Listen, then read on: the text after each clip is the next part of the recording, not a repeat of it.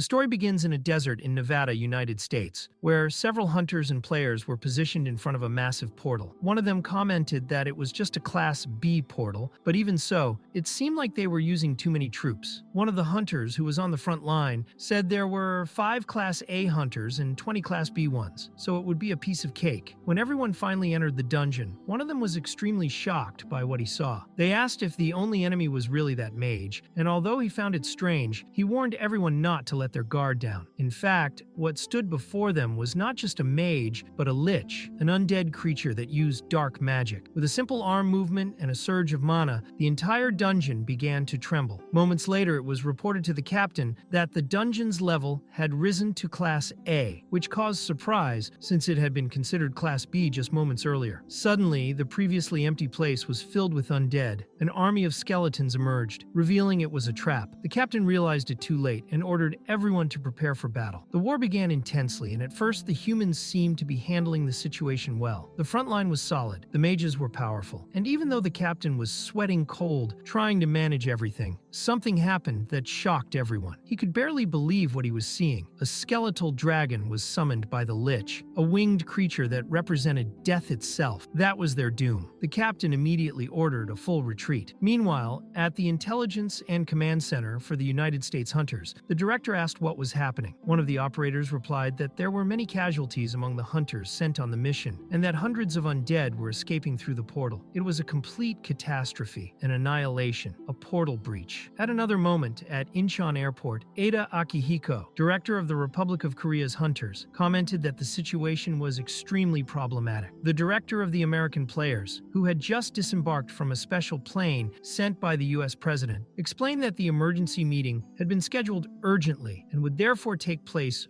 right there in the airport's conference room. When asked about the delay and resistance to the meeting, Ida replied that this wasn't the United States, but Korea, and that the meeting was only happening because the Korean government had agreed to the request. He made it clear that it wasn't an order from the US president, but rather a favor from Korea. Smith tried to argue, but it became evident that the real issue at hand was the information sharing agreement between the two countries. The American director asked if the agreement had not been finalized 3 months ago, and the answer was yes. 3 months earlier, they had gathered for the same treaty. Ito was shocked by the content of the agreement, which had been changed to favor only the United States, ignoring all Korean requests. The main person responsible for this maneuver had been Smith, considered the most cunning in that negotiation. Ito closed the matter by saying there was nothing more to discuss. If Smith had no arguments to support his position, he could leave. Since Smith was short on time, they would arrange for his immediate return to the United States. Smith wondered if he would really return empty-handed, even after bringing the Secretary of State and the National Security Advisor. Still, he asked Ida to wait. The Korean director smiled, because that was exactly what he wanted to hear. Back in the Nevada desert, at a temporary camp, it was confirmed that the undead army had attacked Las Vegas the previous night. The number of troops was increasing rapidly, as the dead within the city were also being turned into soldiers of the necromancer. The advance was now toward the city closest to Las Vegas, and time was short. It was essential to act quickly in that situation. If they failed, the necromancer would have even more troops under his command. This was explained by Larry, leader of Bullion, considered the strongest guild in America. Standing in front of the camp were the Bullion players, preparing for the great battle to come. That was when Director Smith appeared before Larry, who got a bit nervous and awkward, saying he had just left an operational briefing. But Smith asked for a moment, as he also had an important announcement to make. He said that after much effort, he had finally managed to get Shoya Ono into the operation. Some members reacted as if he were a living legend, while others were skeptical, thinking his abilities might have been exaggerated in the stories told. Smith then announced that time was running out, and that, from that moment on, the names he called would immediately board the prepared vehicle. He began calling them one by one, forming a line in front of the others, and announced that those would be the 7 people participating in the operation, alongside Shoya Ono. Larry was completely shocked, as it was only 7 people. He said it was impossible. They had already lost 200 hunters in that dungeon. How could they possibly win with just 7? Smith replied that this was a request from Shoya himself, and that he believed it would be enough. He also explained that the 7 hunters would be authorized to retreat at any time if something went wrong. But Larry countered, saying that retreating breeding in that dungeon was not as easy as it seemed. That was when he noticed another detail that shocked him even more. All the selected members were long-range fighters. There was no one for the front line, no one specialized in close combat. Later, Smith explained that the reason for hiring Shoya was precisely to minimize sacrifices and avoid more deaths. He instructed Leo to be ready to intervene immediately if the operation failed. Larry then asked what the expectations were regarding this Shoya guy, and Smith simply replied that they would just have to wait and see. In the field of action, where undead dragons flew over ruins and destruction spread across the battlefield, the team was approaching to find the one responsible for it all. A man in armor stood facing the abyss. When he turned around, he asked if that was the team sent to support him. He introduced himself as Shoya Ono and said that everyone there had just one task. All of them were to attack him. The hunters looked at each other in confusion, thinking they had misunderstood. One of them, Shoya himself, said they could begin. The team's archer, surprised, asked if that was some kind of joke. He said everyone there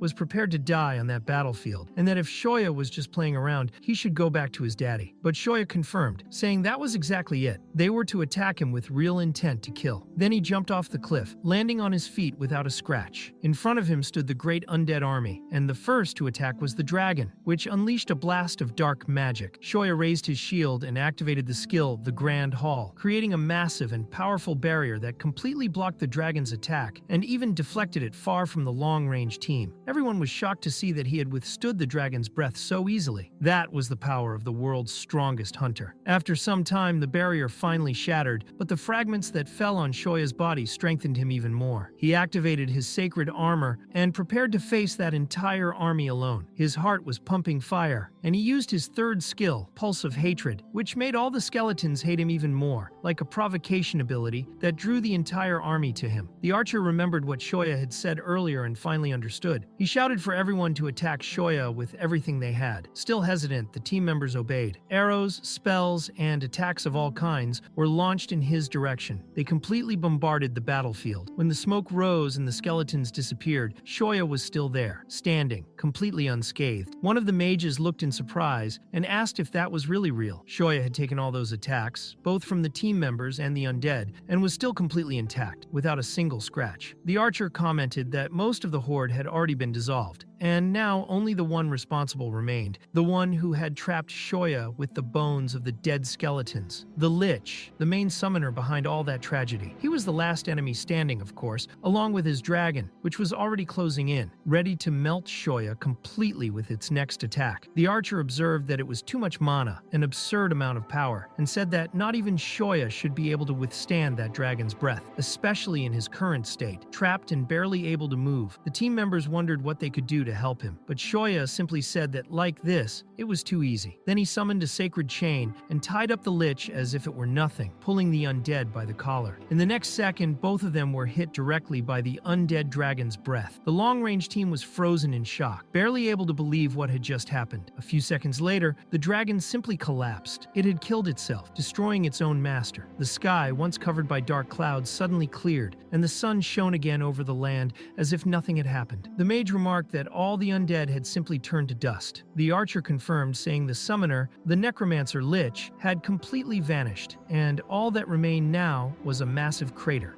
He also said he had told Shoya he came prepared to die in that place, but in the end, the one who had truly been ready to die was him. The team began to get emotional, thinking they had just witnessed Shoya's final sacrifice for the good of humanity. But to everyone's surprise, he was alive. He emerged from the ground as if nothing had happened, with his armor completely intact. That man's name was Shoya, the one who could withstand a dragon's breath with his bare body. He was the supertanker, the most resilient man on the planet, and with complete calm, he asked the group if anyone had a rope he could borrow. Later at the United States Hunter Department, there was a facility called the White Dome. Just by the name you'd think it looked elegant, but the real White Dome was underground. It was a massive subterranean structure filled with bones of rare monsters, maximum level dangerous weapons, and even items no one knew how to use. This place was known among elite hunters as one of the 3 great secret treasures of the world. Smith passed the security guard, scanned his retina, and entered that colossal chamber. They were now inside the real White Dome, and Smith explained that, according to the contract, he was allowed to take any item up to level 3. Shoya was amazed walking through that place full of treasures. He thought most of the items there were Class A or higher, and was shocked to see over 200 items of that category. If this was only up to the 3rd tier, he couldn't imagine what the higher tiers held. Smith said he had a good eye and guided him to a necklace called Tear of Illusion, an enchanted amulet with an illusion shield, perfect for someone with Shoya's combat style. But Shoya looked at the item and commented that the design was kind of ugly. Smith thought it wasn't that bad, and admitted that many of the items there weren't as useful as they seemed. Then Shoya approached another necklace, the Tear of Necros, and decided to take that one. Smith asked if he was sure, but knew he couldn't stop him. Shoya confirmed, saying he just liked the design of that one more. Later, at Narita Airport, Shoya stepped off the plane and was warmly welcomed by the director of Korea's hunters. Eda, happy to see him safe and sound, said he was glad he returned well and asked if he wanted a meal. Shoya replied that another time would be good, because right then, he just wanted to go home. Eda accepted, saying that was fair, and Shoya was taken away in a luxury car,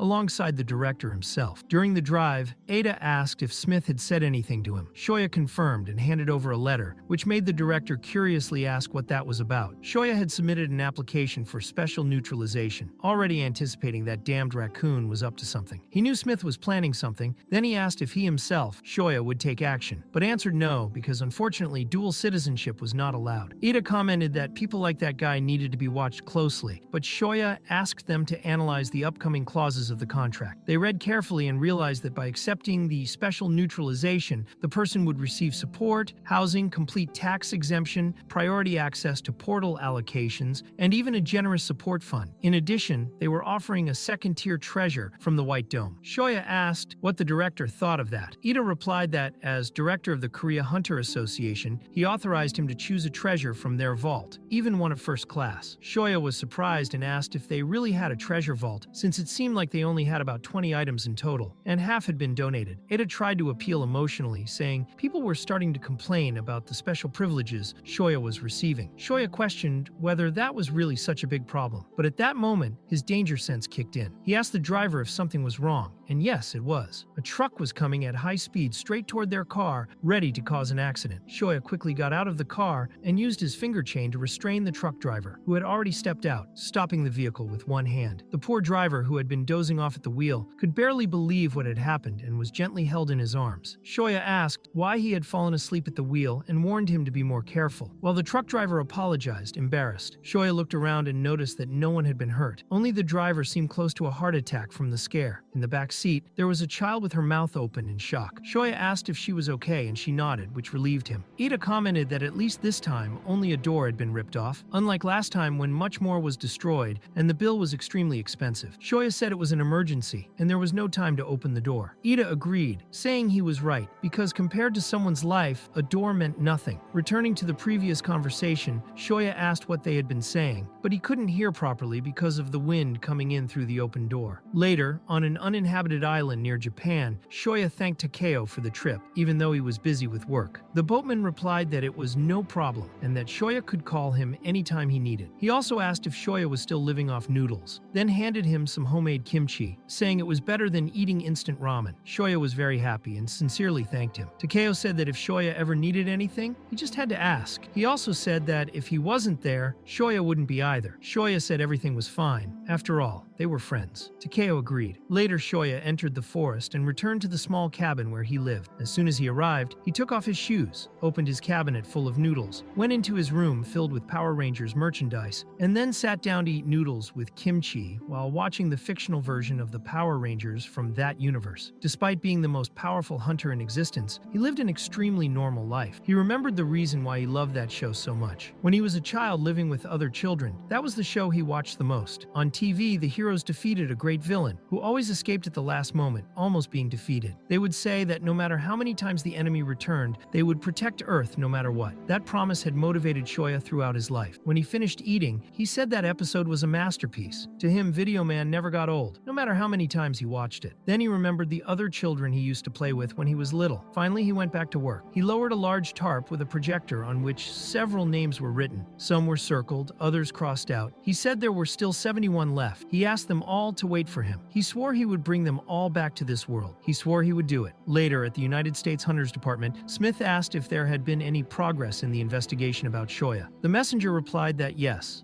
there was strange information behind the case. He asked if Smith remembered the mass disappearance that happened in Japan 10 years ago. Smith confirmed, saying he remembered well when all children under 15 disappeared from an orphanage suddenly, more than 300 of them. It was said that monsters had kidnapped the children and taken them into the portals, a disaster without precedent. The messenger explained that this was exactly the case that had resurfaced. They believed Shoya was one of the children who had disappeared. Smith asked if he had returned from the other side of the portal and was shocked, saying the knowledge Shoya had was a treasure. He wanted to know if only he had come back, but the messenger said 2 more had also returned, although the investigation was still ongoing. Given the nature of the case, there was a possibility that the department director had covered everything up. Smith ordered them to find everything they could, no matter what it cost. The messenger then mentioned something else: the scan data obtained when Shoya entered the White Dome. Smith was completely shocked to see that he was classified as a rank C hunter. He stated that this had to be a mistake. The messenger said it wasn't.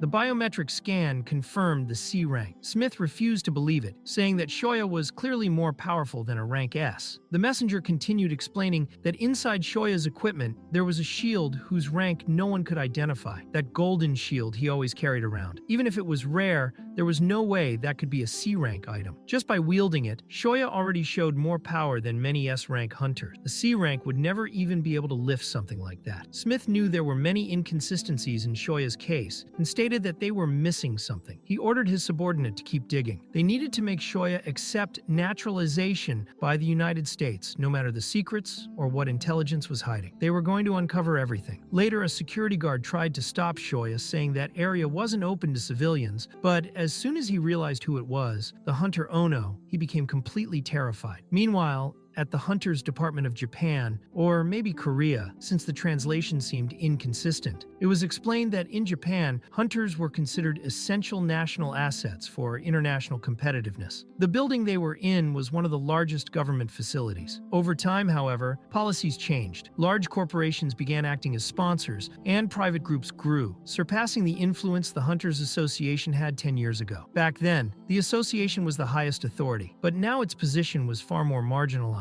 At that moment, Shoya asked if the director still used that old car. He commented that it was already terrible 3 years ago. Then he remembered what happened back then, when Ada told Shoya to get out of the car immediately. Now he was free. B asked if they weren't going to the research department, and Ada replied that he had survived his own hell beyond that portal. He was a real victim who managed to come back from that, but still received no support for his reintegration. Instead, he was treated like a lab rat. Ida said his morals wouldn't allow that to continue. Every citizen should be protected equally in this country, and he believed Shoya was one of those citizens who needed that protection. Shoya said that if he ran now, it would put the director in a difficult position, but Ida replied that if he was going to stick to his convictions, then he could carry that burden with pride. He handed Shoya some money, saying it would help him get by for a while. He apologized for all the painful interrogations he had gone through, and said that if he ever needed help, he should just reach out. At that moment, the director was welcoming his savior, and Shoya was startled by the expression on his face. He said that was the list of verified treasures from the White Dome, and he had selected the most notable ones. Ida responded, of course,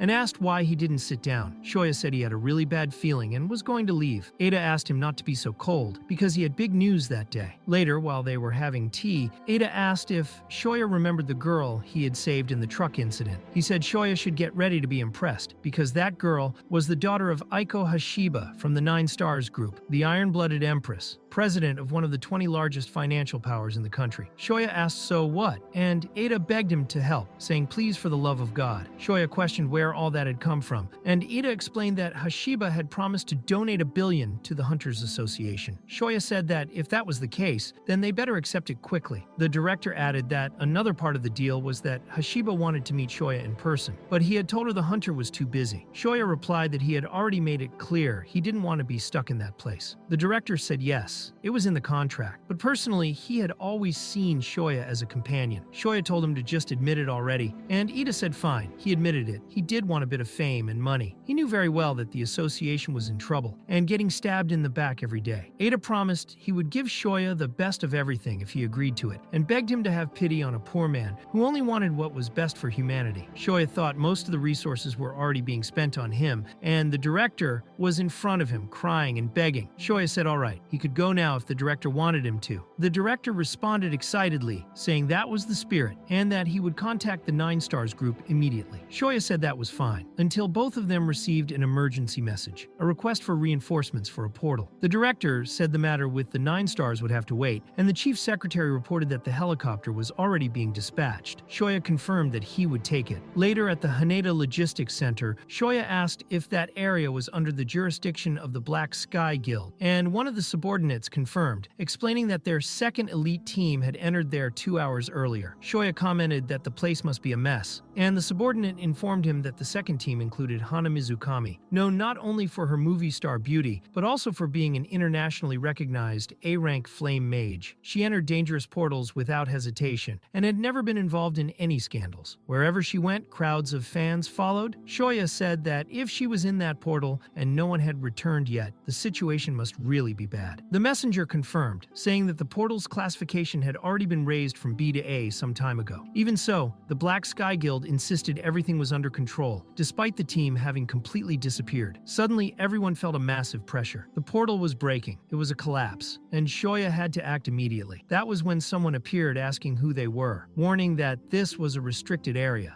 A subordinate replied that they were there in the name of the Hunters Association to cooperate. The hunter asked why they were there, said the elite team was about to arrive, and stated that this was a Black Sky Guild operation, asking them to leave. The association official questioned whether he hadn't seen the condition of the portal, saying that dungeon was about to collapse. He accused the guild of only acting to protect its own reputation. The hunter then grabbed the official by the collar and asked if he thought the association had the right to give orders there. He said the association was made up of a bunch of useless people who only burned money, and asked why they didn't just stay on the other side of the barricade watching. The official replied that in critical portal situations, the association had a duty to intervene as it was legally protected by specific clauses. Given the imminent risk of collapse, they had the authority to act. Shoya asked the hunter if he hadn't heard, and said that if he had a problem with it, he could raise it in front of the association. He squeezed the hunter's arm so tightly that the man couldn't react. Shoya stated that they would go in with or without his consent, and told the official that after the incident, they could arrange the appropriate and necessary compensation for the Black Sky Guild. The official responded yes, and said they could also keep everything confidential. The Black Sky Hunter was furious, and asked if Shoya was part of the Hunters Association. Shoya replied that he wasn't. He was just a savior. Meanwhile, inside the portal, Hana asked if 2/3 of the people there were just rookies, and questioned if the leader had underestimated a B-rank portal. The leader replied that even though they were rookies, they were very promising, and that it was better to let them gain field experience. He also said that the most important thing was that they had A-rank mages among them, including Hana herself, so they would be fine, right? Hana retorted that she wasn't a kindergarten teacher to be guiding beginners. The leader asked her to stop being so harsh, saying that was how a big guild operated these days. If Hana was right and things did get really dangerous, they would just leave. And even if a portal collapse happened, they could send in an elite team afterward and everything would be fine. In the end, they would win either way, catching 2 birds with 1 stone. He asked if Hana hated talkative people that much, and said she was still stuck in the past. It was time to catch up with how the industry worked now. This wasn't a guild that did charity. Then they were alerted to something strange up ahead. They looked like dark priests. The one at the front was probably the dungeon boss. They used magic, so it would be very difficult to deal with. One of the priests, wearing a purple robe, struck his staff on the ground and made the entire dungeon shake. Hana said something felt off and told everyone to prepare. From the ground emerged a massive golem charging at them, specifically a temple golem. The leader commented that a monster like that shouldn't be in a B-rank dungeon, but he barely finished speaking before his head was crushed. Hana tried to counter with a fireball, but over time, she was the only one left standing. After a lot of effort, she managed to cause some damage to the golem. She used an extremely powerful spell, commanding it to get out of her way, and finally succeeded in tearing off its limbs and shattering it completely. In the end, she was standing alone, her clothes almost entirely torn and covered in blood. She wondered if the entire team had really been wiped out. But of course, it wasn't over yet. She was struck by another dark magic spell, and was already in a state where she could barely move in front of the dark priest. Hana thought she no longer had the strength to face him, having used up all her mana against the golem. When the priest began preparing his most powerful attack, she thought that would be the end. There was no way to dodge it. She closed her eyes, accepting death. But at the moment of the explosion, someone appeared and protected her, a man in armor who looked like a wall. He told her to try to relax a little. Shoya wrapped her in his chains and informed her that he was sending her out of the portal. And that's exactly what he did. He threw her far from the combat line while she cursed him. Shoya said everything was fine now. Then the army of priests began attacking him, but he didn't even move, taking the blows without stepping back. When the dark priest summoned a giant black snake, Shoya countered with a single punch that dissolved all that power. Even the priest himself was shocked. Shoya remarked that the staff in the enemy's hand was quite interesting. Outside, people were recording and taking pictures while Hana screamed desperately, saying someone was still inside. She couldn't wait for reinforcements because she was sure that man would die. A hunter asked Hana to lower her voice, saying she was being watched by many people and that it would definitely become news. But Hana activated her flame powers and pushed everyone aside, warning them to move unless they wanted to be burned. When she tried to re-enter the portal, she realized it had already been completely cleared by Shoya. Hana asked if he had done all that alone, and Shoya even brought the dark priest's robe to cover her body, since her clothes were completely torn. He said he was just lending her the cloak, and that when she returned it, she should hand it over to the Hunters Association. One of the association's staff praised Shoya, saying he had done an excellent job as always, and Hana was left speechless. At that moment, people were commenting on the unbelievable event. Someone from the Hunters Association had entered the portal without permission from Sky Black Guild and rescued Hana Mizukami, stabilizing the portal all by himself. The messenger confirmed it was true, and that they had Hana's own testimony. The master of Sky Black Guild, Morimoto Iwao, was furious upon hearing that. He said Hana already had frustrations with the guild and claimed it must be a lie, suggesting the man had only eliminated a few remaining monsters and tried to steal her credit. He complained that association members were getting bolder. A subordinate said they had already sent documentation about the incident to several legislative bodies. Morimoto ordered that Mizukami say nothing unnecessary and that the top 10 guilds be notified because he was calling for a guildmasters conference. He intended to use that opportunity to crush that arrogant man from the association. Meanwhile, at the association headquarters, Shoya was greeted by Ida, who commented that Sky Black Guild had just received a much-needed reality check. Shoya replied that he only wanted to keep civilians safe, nothing more. Ida said that it didn't matter what his motive was, what he did was right, and that he would handle all the consequences. Shoya commented that even for a guild, Sky Black's move had been risky. Ida explained that guild-corrupted legislators were already on the move, but they wouldn't get anywhere. He said he had just been waiting for the right moment because this time he would make them all eat their words. Shoya warned him to be careful since that kind of thing wasn't his specialty. He only knew how to fight, so they shouldn't expect help from him in political matters. Ida replied that Shoya was the director there. Suddenly, Shoya handed over the dark priest's scepter and explained that it was just evidence. He said it belonged to the head priest inside the portal. Ida thanked him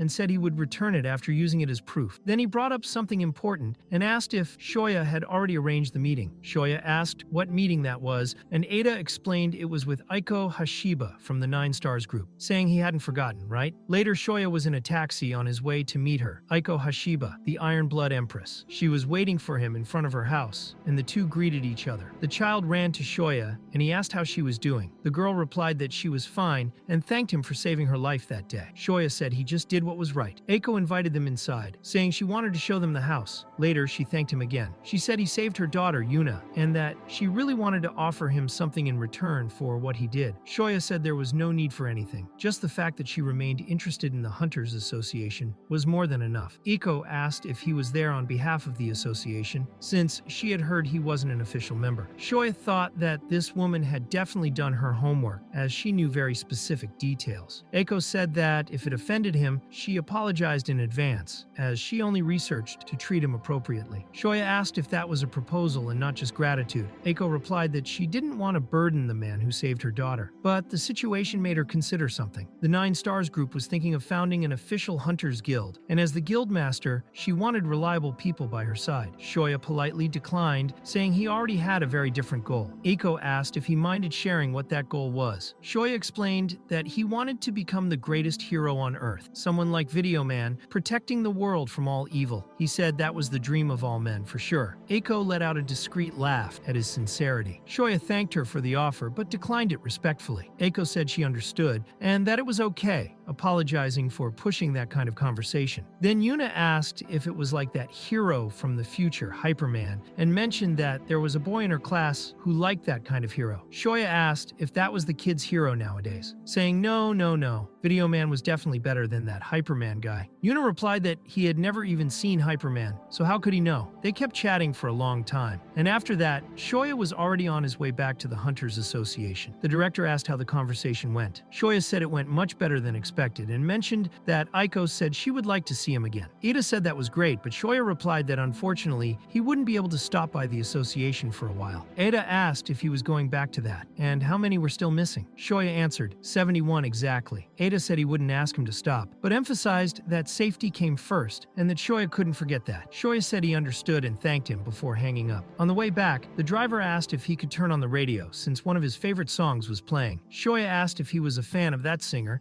saying he liked the guy too. The driver commented that not many people were into him these days, but one of his new songs was definitely going to hit the top of the charts. He also said that the singer's voice was simply angelic, didn't even sound human. Shoya replied that the driver had great instincts, and when the driver asked what he had just said, Shoya dodged the question, saying it was nothing. Later, in his modest cabin, Shoya went straight to the basement. Down there were tons and tons of gold, which he stored in his inventory. He calmly got ready, put on his clothes, organized his gear, and said that should be enough preparation. He was ready to enter the secret portal hidden right there in the basement of his own house. In the Descartes mountain range, the guards were talking about the group that had left 2 days ago. So far, there had been no sign of their return. One of the guards remarked that they were just rookies and never learned. He said Descartes was a horrible place, full of unknown monsters, being one of the hardest and most dangerous zones to explore. There was a barrier that prevented anyone from entering, yet some crossed by their own will, which was practically suicide. The other guard mentioned that group had already tried to enter 3 times before, and this was the 4th. The older guard said that they were just unlucky this time, and called them fools, stating that if they had managed to escape once, they should never have come back. He also questioned whether exploring that area was really worth that much money. He advised the younger guard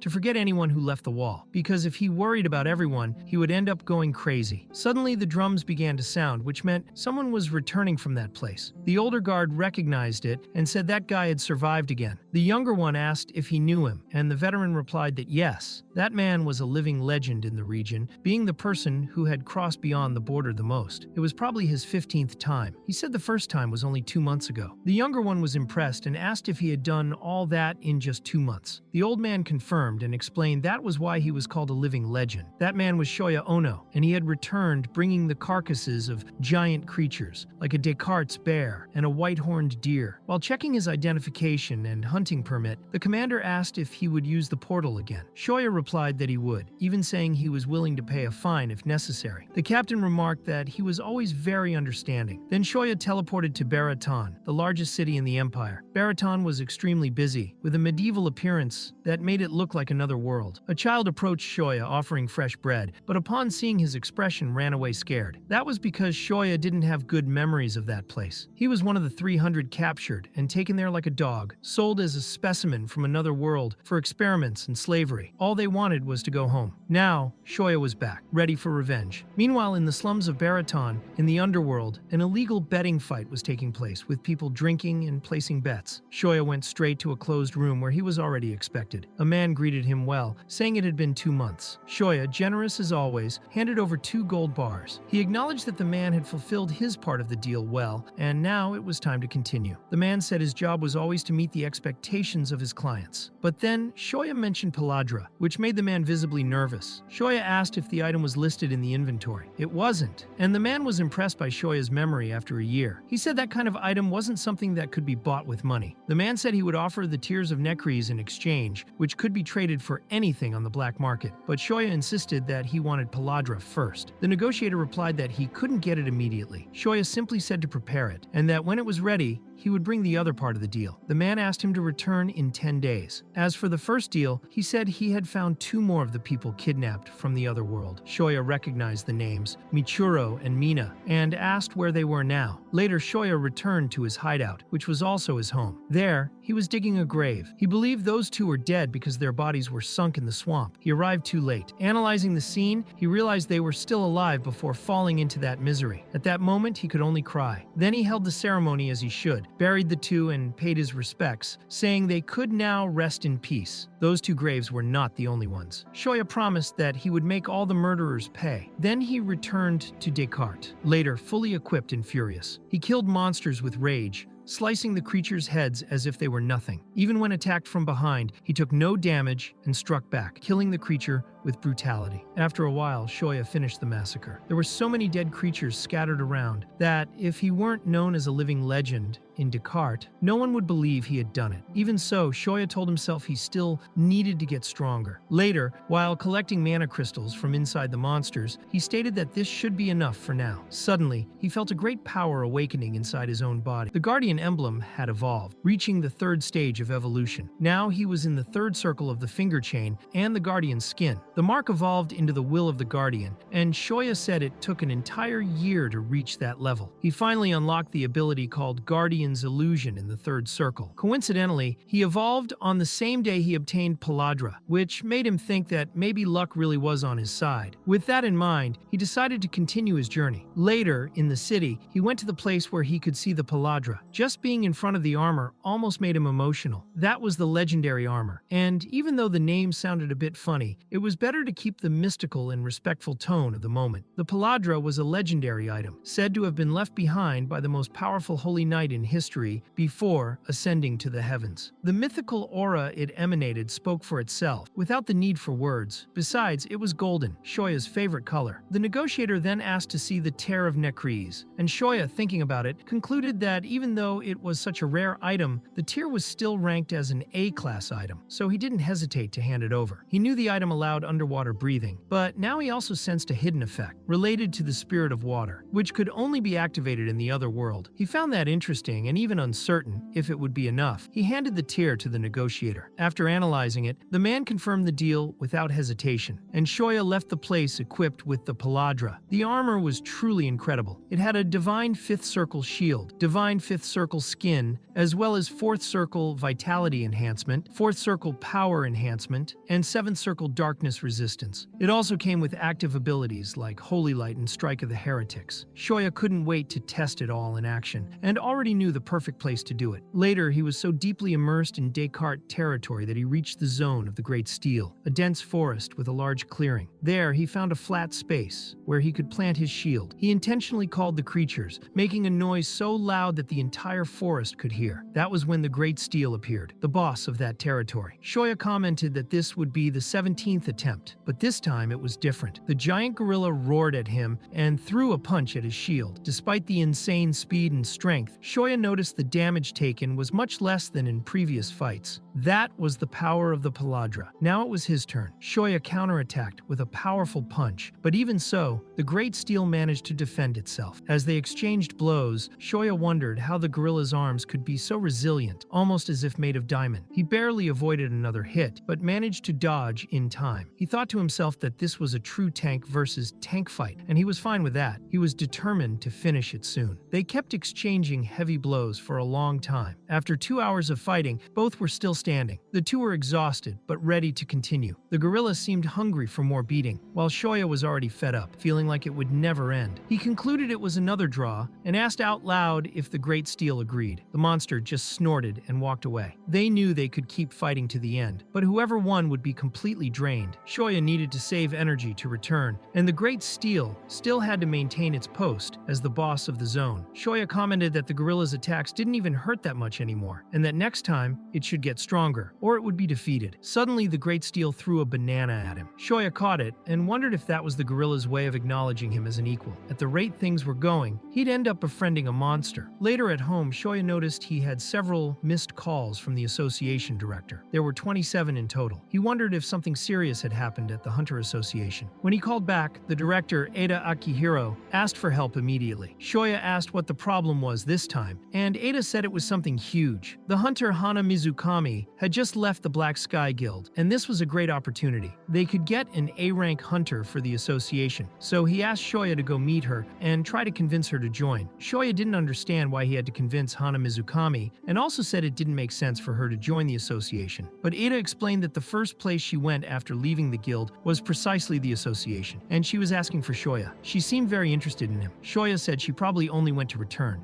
the mantle, but Ada insisted that wasn't the case. If it was just to return it, she could have left it with any staff member, but she made a point to stay and wait to see him in person. Even so, Shoya said he was busy and that they could talk about it later. He asked the director not to call more than once again, since 27 missed calls felt like too much. But Ada replied that this was indeed a serious matter, before hanging up on him. Later, Shoya realized that his gold bars were running low. He would probably have to sell some magic stones. It was explained that magic stones are the crystallized life force of monsters on the continent of Azalan. The purer the stone, the higher its value, and those collected in Descartes' territory are considered the highest quality. So at that moment, Shoya contacted a merchant to sell his. He said he had about 20 kilos of magic stones. The merchant was impressed and asked if they could settle the payment only after the stones were sold. He also mentioned that he wanted to review the handling fee, saying that currently many people were stockpiling magic stones and trying to offload their inventory while prices were low. Because of that,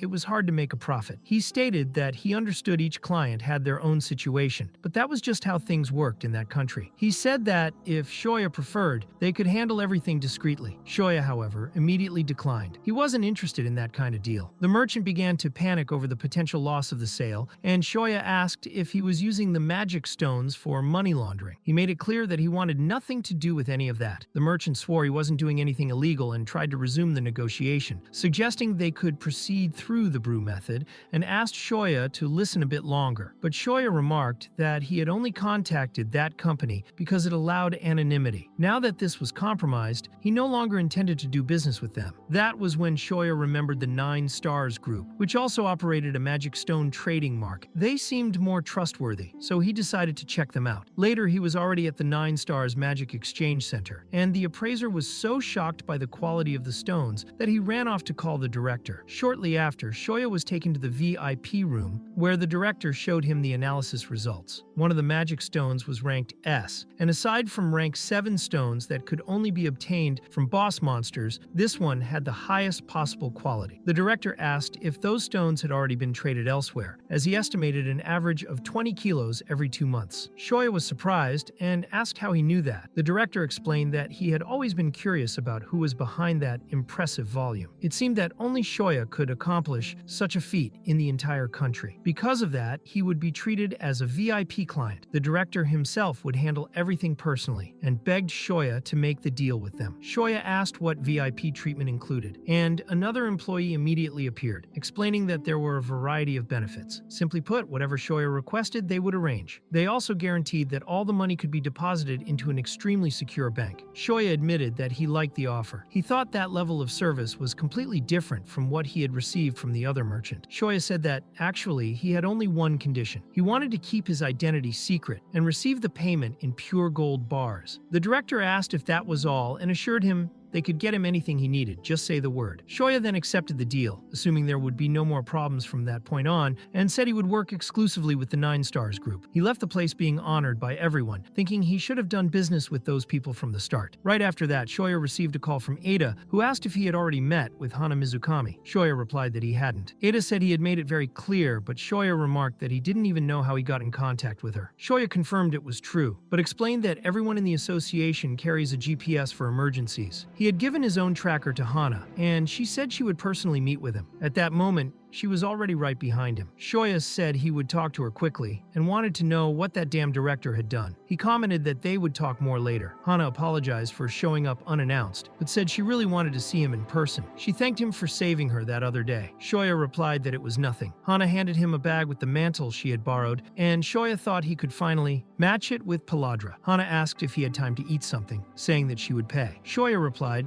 that he would love to. Later, they were in a very elegant restaurant. Hana asked if he wasn't going to try to convince her to join the association, since she had figured out the director sent him to recruit her. Shoya suggested that the next time she saw the director, she should tell him she was too hard to persuade. Hana asked if he had no intention at all of bringing her into the association. Shoya said he wouldn't take her to a place known as the Hunter's Graveyard. Hana wanted to know if it was really that bad. Shoya explained that the association used to be the biggest government agency, but now it was just a decaying place, unable to provide proper support. Other guilds underestimated them. They couldn't even use proper equipment. It was dangerous to work there, and they went through a lot. No one in their right mind would accept working at the association. Hana asked if he thought the people in the association weren't sane. Shoya replied that no, they were just a bunch of fools risking their lives to try to protect the public. They knew perfectly well how bad things were, and even so, they kept going. That was the responsibility they carried. They weren't changing the world, just trying to keep it from getting worse. That was the kind of place the association had become. At that moment, his phone vibrated with an emergency alert. A portal break had been detected. Hana said she would go with him, as in emergencies, the more help, the better. Shoya agreed. Once at the location of the breach, people were being evacuated. One of the officials looked relieved to see Shoya, but was surprised to see Hana Mizukami as well. He said it wasn't anything unusual, but they had only been expecting Shoya. They were following protocol, as in such cases, the strongest guild in the region took over the mission. But without Ada, they wouldn't manage. They asked if the command had already been transferred. A subordinate replied that the section chief was still finalizing paperwork at headquarters. Shoya commented that technically the command was still his. Hana asked if that guild was the Hero Guild, and if the master was that Katsumata guy, known for having a short temper. The subordinate replied that Shoya would handle everything as always. He also wanted to know what Hana Mizukami was doing there. Hana explained that she was just observing the operation, as she was curious about the association and maybe thinking of cooperating with them in the future. Meanwhile, the guild was conducting a briefing about the portal break. They announced that the operation would begin in 1 hour and introduced Katsumata, leader of the Hero Guild. Shoya approached and asked if he was the guild master. He said he was a hunter from the association's administration and that the operation would begin now, even though the command would only be officially transferred in an hour. Katsumata asked if he was joking, and Shoya wanted to know what the problem was, since Katsumata himself had said the operation would start in an hour. Katsumata asked if he was insane for thinking he could handle the situation. He said they had 20 A-rank hunters and 50 B-rank ones assembled, while Shoya wasn't even A-rank, just a C-rank. Shoya said he didn't care about rank, and if they didn't trust the association, then they should start the operation right away. If they waited 1 more hour, hundreds of people would die while they stood around doing nothing. Seiji commented loudly for everyone to hear that if hundreds would die in 1 hour, in 2 hours it would be a massacre. He said every person who died in the first hour would be Katsumata's fault, and that he would personally collect their bodies to bring them back. However, Shoya left the tent and prepared his own plan. He instructed the short-range hunters to handle the rescue, while the long-range hunters would eliminate the monsters with him. That was it. They would make the Hero Guild regret it. Hana asked if he was really going in like that, without a plan. Shoya replied that was what a man's courage was for. Hana then asked, smiling, how many women would have that same courage? Shoya said women also have courage, and Hana thought he sounded like an old man. A man passing by commented that what he said was excellent. Hana still didn't understand that male mentality. Meanwhile, in a completely destroyed city, a lost child was crying for the mother who had left her behind. Just then, a giant creature appeared to kill her, but Shoya threw it aside, saving the child, while another hunter showed up to rescue her. Soon after, a new horde began to approach, and Shoya advanced as the front line. First, he used his finger chain to restrain all the monsters, creating an opening for the mages to attack. Hana watched in awe, thinking that Shoya had stopped all the monsters on his own while the others on his own, carried out a coordinated strike. She realized this was the association's style, simple but effective. She thought Shoya was impressive, but the whole teamwork was excellent, as if they were in perfect sync, executing every task with precision. At the same time, the Black Sky Guild prioritized items over lives, and Hana concluded that the real hunters had been there all along. Suddenly, another large creature appeared from behind the archers, emerging from the rubble, and Hana herself was the one who came to their rescue. The hunter thanked her profusely, nearly having a heart attack, but Hana replied she only did what was right. Shoya then appeared atop a mountain of monster corpses. One of the hunters reported that there was an open area a little ahead, and Shoya ordered everyone to move there quickly. It was a construction site, and he said the place would do. He told everyone to take their positions and used hate provocation to draw the attention of all the creatures, taunting them to attack him. Shoya said it was great that they all accepted his invitation, and now that they were gathered, the real party could begin. He bound the monsters with his chains and said it was time to hit them with their most powerful spells. Hana asked what he was talking about, since he was still standing there. The archer explained that this was the fastest way. They always did this, and she just needed to trust. Another archer commented that he was excited to see Hana's magic, but she was still afraid to attack in that direction. Even so, when she formed her massive flaming sphere, even the monsters looked terrified. Hana said that if Shoya got hurt, it would be entirely his fault, and launched the fireball while he smiled. When the blazing storm hit the monsters, they were completely incinerated. Hana smiled when she saw that Shoya was completely unharmed, and commented that she really didn't know who the real monster in that story was. Later, back at the camp, everyone was returning calmly. Seiji remarked that they had come back with their tails between their legs, saying they would handle everything but ended up returning early. He asked what the plan was since innocent civilians were still dying, but unfortunately, there was still 1 hour and 8 minutes left before the guild could act. Shortly after, it was announced that the camp would be dismantled and Katsumata didn't understand anything. Shoya asked if he still hadn't realized what was going on, since the portal break had already ended and the association had taken care of everything. Katsumata stormed off angrily, and Shoya commented that if he wanted to go check the bodies, maybe he would find something. He said he was welcome to do so. Katsumata got even angrier and told everyone to go to hell. Hana mentioned she was starving, since their meal had been interrupted. Shoya replied that this time he would pay. Later,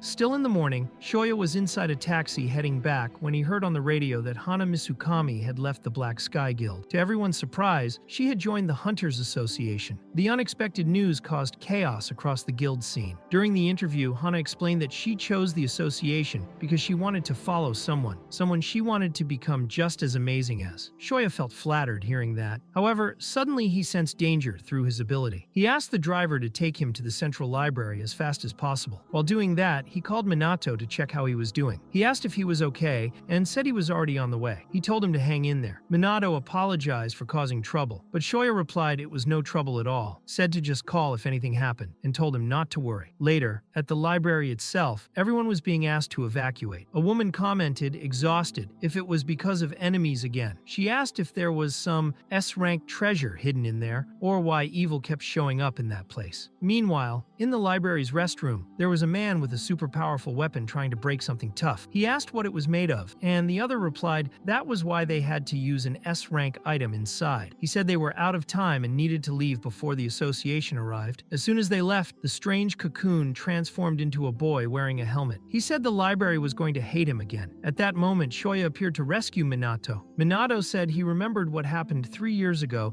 and was very happy recalling the hug Shoya gave him, promising they would go home. Shoya replied that he remembered too. They were so emotional that, before they realized it, they were already surrounded by association staff. Shoya asked if he was hurt, and Minato said he was fine, that he still had that item with him, the crown of the doppelganger king, which in dangerous situations turned into a protective cocoon. Shoya said he gave that to protect him, but maybe he had actually put Minato in danger. Minato replied that it wasn't like that if it weren't for that helmet, he would be dead by now. Even so, he said maybe he should stop working there, that the rumors were hurting the library, and evil always showed up in that place. He didn't want to cause more problems. Shoya said that even if they went to another library, the same thing would probably happen. happen. Minato asked what they would do then, since he didn't want to stop working in libraries. He said that if he didn't read, his head started to hurt. It is explained that Minato's brain had been altered by a dark sorcerer in the north of the Azalan continent, a mad scientist who conducted experiments, turning his slaves into chimeras. Because of those tortures, Minato's brain now suffers extreme pain if it isn't constantly stimulated by reading or learning. If that doesn't happen, he loses consciousness and could even die. Shoya was also a victim of that mage, almost dying several times during the experiments. Remembering that bastard, Shoya said he should have made him suffer more before killing him. Suddenly his phone rang. The person on the other end said they had found the real culprit behind everything. Shoya replied to wait a little longer, that he was already on the way. He told Minato to pack up because they were leaving, and that he had brought a gift he would love, but wouldn't say what it was. He just asked him to trust him. Meanwhile, in the parking lot, the criminals who tried to capture Minato were attempting to escape. They realized they were in a dead end, completely surrounded by association agents. One of them said that, at worst, they were dealing with D-rank staff and could win easily. The first thug unleashed his power, and the guards told everyone to run, but they were soon knocked out by an electric attack. The criminal commented that not all of them were low-rank thugs, and that they weren't just anyone. Even so, they admitted they had failed to capture a child. Maybe next time they would join a guild, but for now, they would end this. One of them got ready to smash the guards with his hammer, but Shoya appeared and restrained them with his finger chains. Shoya asked if those criminals knew that if they resisted arrest, he had authorization to kill them. They asked who the hell he was, but Shoya replied that he was the one asking the questions there. He said that if they didn't want to die, they had better start cooperating. He placed his hand on one of the men's shoulders and asked who had sent them. When the criminal said he didn't know anything, Shoya broke his shoulder and said the next one would be Joel. He asked again who had sent them, but the man passed out. Shoya said he was weak. The other one was still conscious, so he pressed the man's skull until blood started leaking from his eyes. The criminal then confessed that it was director Yosuke Nishikawa who had given the order. He said it was supposed to be a birthday gift or something like that. One of the subordinates confirmed that it was Yosuke Nishikawa, right-hand man of Soichi Manaka, president of Daigo Constructions. It is explained that Soichi Manaka is an A-rank killer who started in the Daigo Guild and now commands one of the largest construction companies in the world. Even so, he is the country's most dangerous criminal. He not only controls the underworld, but also does dirty work for influential politicians. Shoya asked if that man had sent the criminals after Minato and wanted to know if they had enough power to arrest that guy. The subordinate explained that there were rumors about a relatively secret book with incriminating records hidden in Manaka's vault, but his political backing made it impossible to get a search warrant. Not even the association could touch him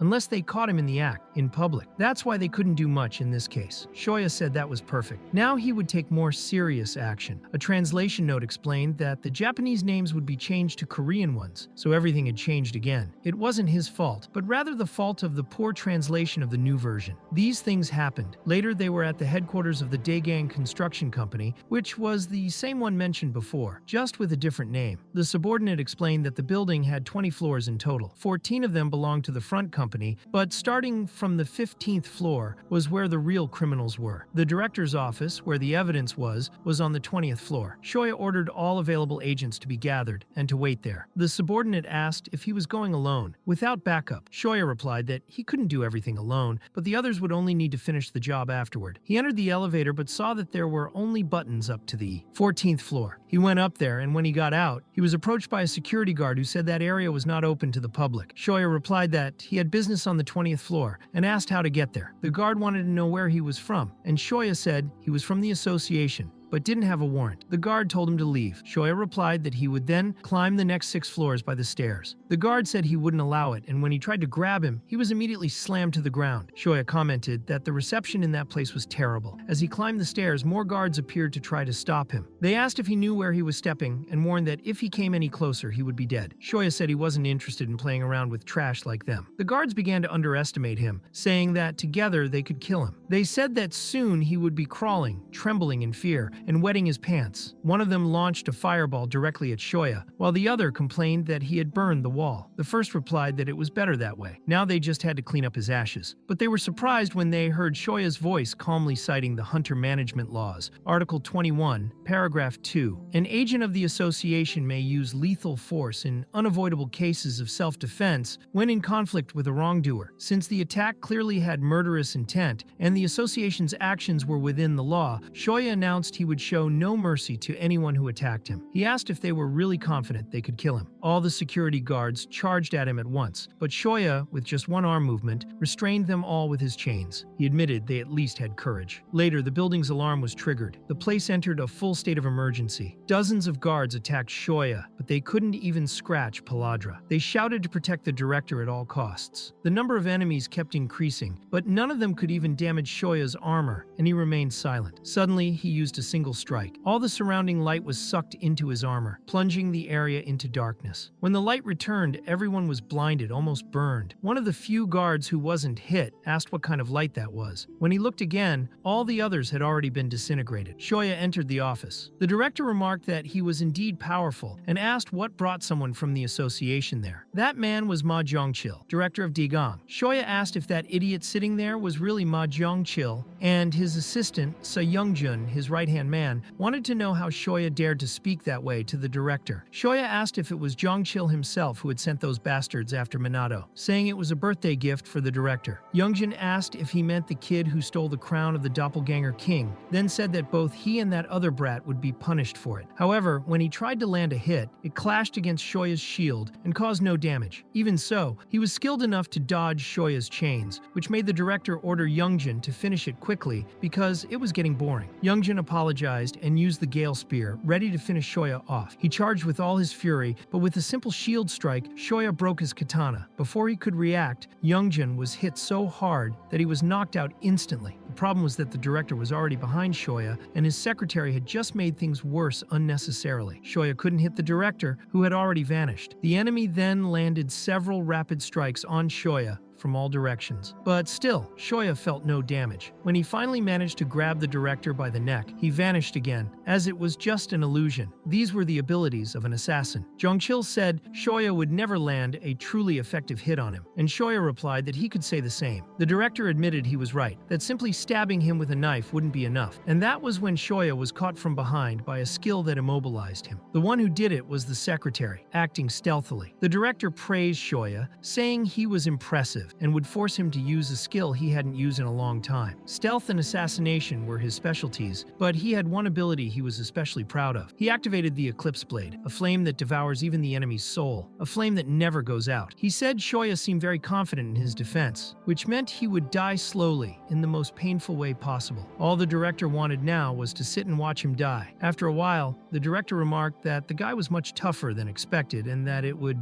take a good while before the burning really began. He also praised the secretary for trying to get him a birthday gift, even though it didn't work. Zhongqil apologized and said he simply thought the crown of the doppelganger king would look good in the director's collection since it was a rank S item. That left the director very impressed. He then opened a secret passage that led to his collection of rare items, and the secretary said he had already sent someone else to retrieve a new gift. Shoya mocked him, saying that idiot was asking about the item's rank, without even knowing what it did. The director replied that Shoya was the same, judging an item only by its rank. Zhongqil then said he would show a special piece from his collection, the Holy Sword of Mendax. He believed that after hearing its story, Shoya's opinion would change. The sword's original name was Forged in Hatred, a cursed weapon that doomed anyone who touched it to die within 100 days. But when he acquired the item, his heart truly raced. He thought about how powerful the weapon could become if he managed to remove the curse from a rank S item and unlock its true form. So he sacrificed 3 professional appraisers to finally figure out how to lift the curse. The method was simpler than he expected. In just 1 month, 1,000 people were affected by the sword's curse. Shoya was completely shocked because he remembered what that meant. He recalled an epidemic that happened at an elementary school in Seoul, where exactly 1,000 people died. At the time, no one knew what the illness was, there was no information, and none none of the victims could be saved. Shoya asked if that epidemic had been caused by him. The director confirmed it, saying that's what they called it, something like the stationary disease or something along those lines. That brought back many memories for Shoya. The director explained that he had traveled through several regions and held an event called Pull Excalibur from the Stone, right in front of all the schools in Seoul. He gave away video game consoles and toys that children loved as participation prizes. The director asked not to be misunderstood, saying it might seem a little morbid, but he was just being efficient. Children who had just left school were much more enthusiastic about participating in street events. But what he found truly amusing was that after all the effort to break the curse, the sword had become a rank D item, just a decorative weapon with no effect. Even so, he still considered it the best sword in his collection. Rank wasn't the only factor he used to assess an item, because that holy sword was worth more than 1,000 lives. Then he asked if Shoya still thought he was just a shallow collector. Shoya, however, had just been waiting for the right moment to break the chains and grab the director by the neck. He said it was really hard to hold back while listening to all that, and stated that Jongchil was worse than an insect. The secretary couldn't do much against Shoya either. He tried to seal him again, but the seal broke. The director asked what he was doing. The fragments of the seal flew everywhere, even hitting himself. Shoya replied that honestly, he didn't care one bit about idiots like them, because what he thought was much more important was closing a gate and preventing a portal break. He knew how many victims a portal break caused. On average, 500 people, sometimes even 1,000, including children. The director asked him to listen, saying he had a proposal he couldn't refuse, but Shoya replied that he wasn't human. He was a monster and needed to be hunted down. He then passed his never-ending flames directly onto the director's face, who desperately tried to extinguish them. The secretary began slapping the director's face in an attempt to put out the fire, but his skin was already raw, his skull exposed, and even then, the secretary kicked his face and told him to back off while his body burned to death. Shoya remarked that Jongchil had been so loyal to the director until the very end, and now he was kicking him. The secretary said the eclipse flame could never be extinguished, and asked how Shoya had gotten rid of it, saying it was ridiculous. But then he started laughing after receiving a strange message. Minato was being taken away. That cursed cocoon had been captured. The secretary ordered the staff to bury the cocoon deep underground and to never reveal its location. He told Shoya that if he ever wanted to see that child again, he would have to remove all of his gear,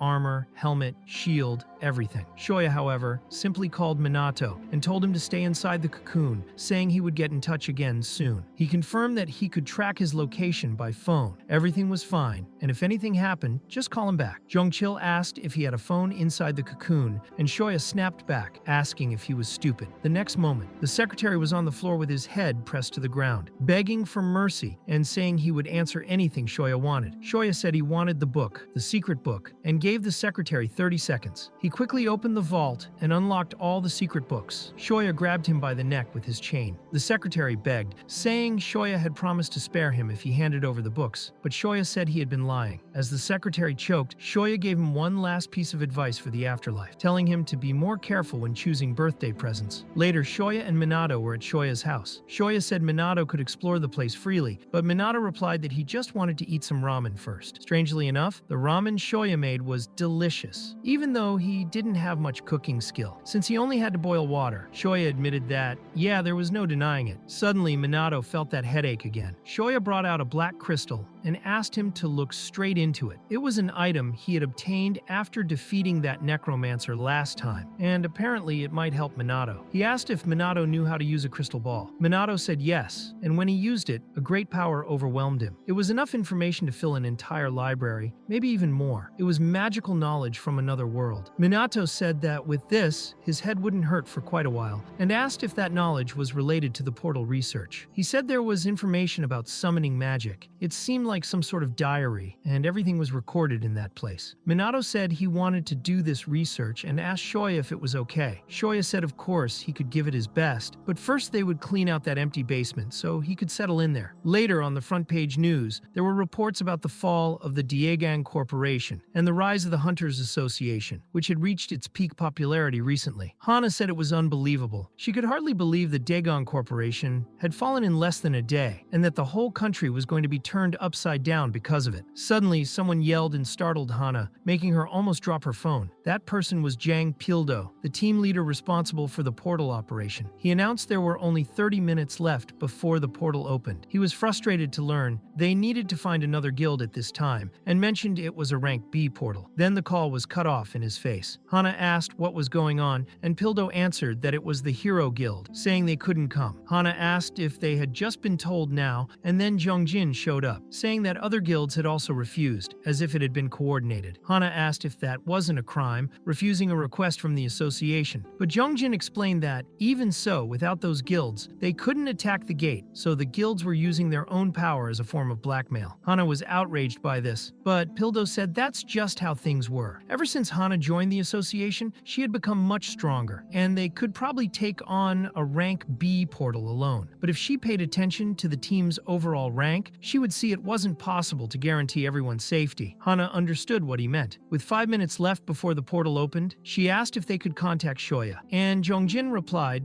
that they had tried, but the helicopter took too long to be dispatched, so no one knew if he would make it in time. Suddenly, some buses arrived. It was the Hero Guild, and Sungchan said not to worry because, from that point on, they would handle the situation. Pildo questioned this, saying they themselves had informed them that they wouldn't come. Sungchan explained that an urgent matter came up, but now they were there to protect the population. Besides, considering the current state of the association, that was even more reason for them to appear, since it couldn't handle a B-rank portal alone. Seiji also took the opportunity to offer some advice, saying they should prepare better because next time the Hero Guild might not show up to save their skins. It would all depend on how the association acted from that point on. Pildo was irritated, but it was Hana who truly exploded with rage. They had to hold her back so she wouldn't do anything. Pildo, trying to stay calm, asked everyone not to start a fight, saying closing the portal was more important and that it wasn't the time to worry about pride. From that moment on, the Hero Guild would handle the mission. Then, one of the staff members reported that something was approaching through the water. They asked if it was a shark or a jet ski, but no, it was Shoya, arriving as if walking on water. Jongjin asked how he had managed to get there, and Shoya replied that he simply swam. Jongjin, shocked, asked if he really swam hundreds of kilometers, and Shoya confirmed. He also said there were some people there who were undesirable for that attack plan. Sungchan stated that even with the guild's busy schedule, they came to help the association, and that was how he repaid them. Shoya replied that the official letter assigning the portal should have been sent at least a day in advance, and asked if Sungchan thought it was polite to reject the association's request just 30 minutes before the portal opened. Sungchan, irritated, said he was a guild leader and had no reason to argue with a small-time hunter like Shoya, stating he would only speak to someone with a rank equal to or higher than a team leader. Shoya asked if that was really what the great guild leader had done during the last portal break, questioning if he had even cleaned up the mess left behind or if he had just stood there watching while they did all the work. He said all the Hero Guild did was care about itself and wait for taxes, and asked if they weren't ashamed to live like that. He commented that if it were him, Shoya, he would be so embarrassed that he'd flee the country, but that outside Korea, he would be nothing and would starve. Sungchan was so furious he pulled out his bow and asked how a mere C rank like Shoya dared to talk to him like that. Hana asked what that strong wind was, but Pildo noticed that even the members of Sungchan's own guild looked scared and asked what the guild master was doing. He told everyone to get ready because it looked like he was about to use Stormpiercer. Hana commented that he was insane, and Pildo shouted for everyone to defend themselves from the skill. Sungchan, convinced, said that if Shoya had the courage to speak like that, then he'd better be able to defend himself from that technique, and he launched the storm-piercing arrow. Everyone nearby was thrown aside by the explosion of wind. Sungchan asked if he had gone too far and said Shoya needed to learn his place. But when the smoke cleared, he saw that Shoya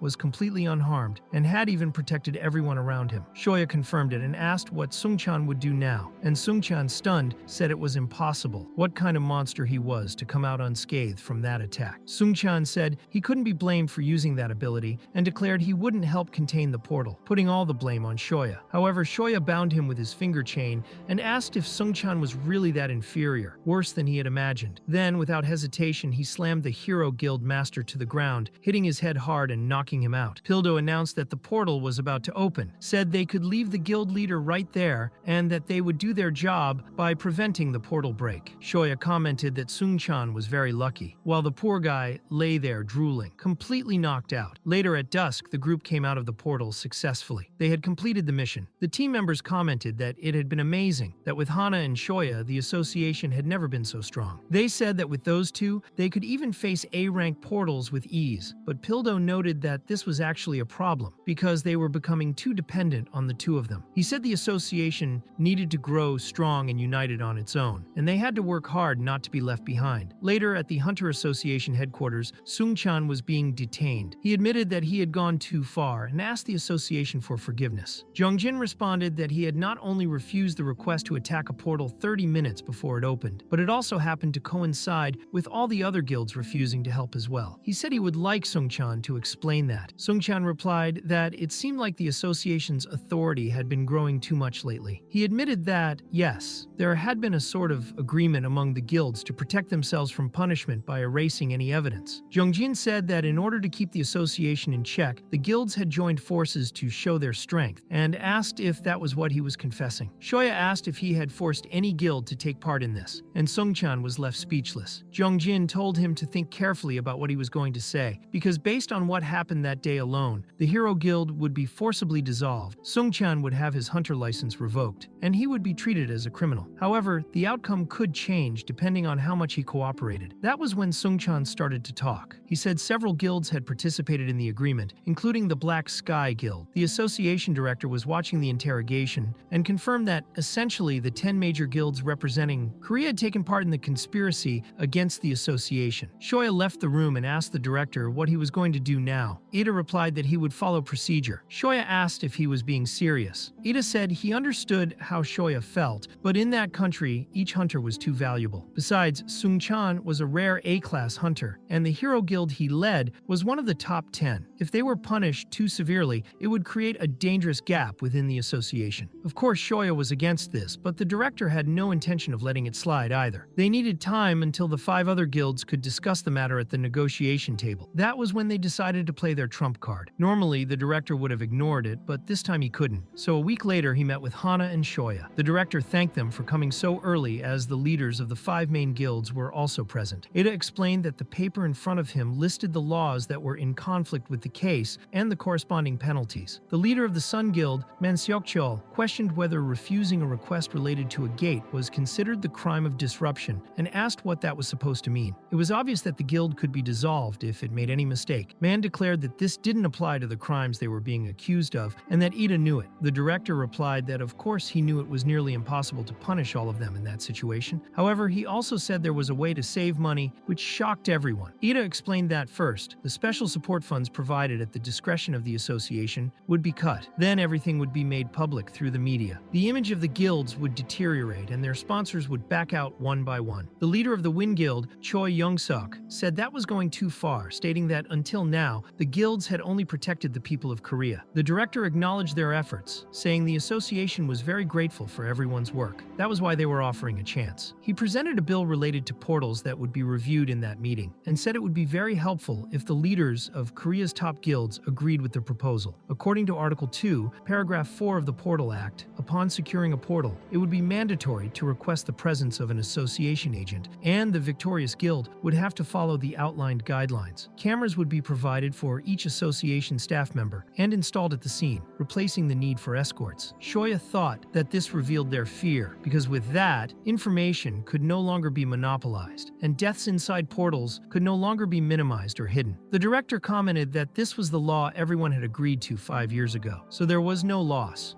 only a return to the original state. Someone said he was going too far and asked who had protected the association up to that point. That someone was Morimoto Iwao, master of the Black Sky Guild. He stated that recently the association had taken a high-level hunter who had been recruited directly from his guild, and now the director was acting like a hero. Morimoto claimed it wasn't the association that had protected Korea all those years, but the guilds. The association had only assisted in the activities, and what they did was choose the most efficient path to eliminate eliminate irrationality, which had been working until then. He declared that if that was wrong, then the association should handle all the portals on its own from now on, because the guilds would no longer do anything. Hana was outraged by what she heard and said it was all so filthy she could barely listen. She asked if he really believed he was protecting Korea. Hana said she had seen firsthand how dirty his guild really was. If he truly led with responsibility, he would never have made a mediocre and incompetent man the team leader just because he was the son of a powerful politician. Morimoto replied that Hana still didn't know what good manners were. She said that was true, that she was never a very well-mannered girl. She spoke from personal experience, since she once had a terrible guild leader, and 30 members had died because of the boy Morimoto had parachuted into the team. She asked how someone like that was helping Korea, and commented that even a dog who heard that story would laugh. Morimoto Iwao threatened her, saying that was a warning and next time he would rip her tongue out. But the one who struck was Shoya, who broke the table in half with his chain and warned Morimoto to be careful with his words if he didn't want to get hurt. The director then asked if that behavior had been his secretary's idea.